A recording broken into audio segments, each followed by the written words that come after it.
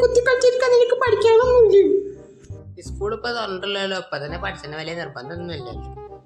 നിന്റെ ചേട്ടന്റെ കൂടെ പോയിട്ട് പൊന്മാൻ ജ്യൂസ് കുടിച്ചാലേ ബുദ്ധി വളരുന്നാണ് അവൻ പറഞ്ഞത്.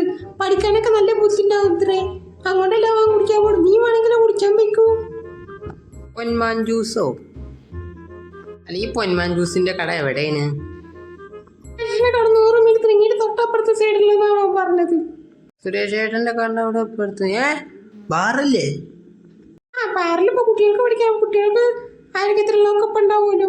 പൊന്മാൻ ജ്യൂസ് പറഞ്ഞ കിൻഫിഷറിനാണ്. കിൻഫിഷറിന്റെ ബിയർ കുടിച്ചാനാണ് അവൻ പോണത്, അല്ലാതെ ജ്യൂസ് കുടിച്ചാനൊന്നുമല്ല. എന്നാണ് പൊന്മാൻ ജ്യൂസ്, വെള്ളിമാൻ ജ്യൂസ് ഞാൻ ഉണ്ടാക്കി കൊടുക്കും. പൊന്മാൻ ജ്യൂസ് എത്ര ഗ്ലാസ് കുടിച്ചു?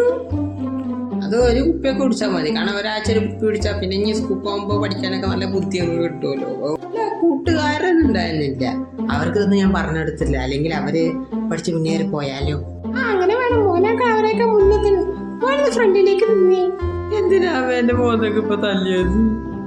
പൊന്മാൻ ജ്യൂസ് എന്നെ പറ്റിച്ച് നീ ബിയർ കുടിക്കാനല്ലേ പോന്നെ. നിന്റെ അനിയൻ പറഞ്ഞപ്പോൾ എനിക്ക് മനസ്സിലായത്. ഇനി നീ ജ്യൂസ് എടുക്കാനാ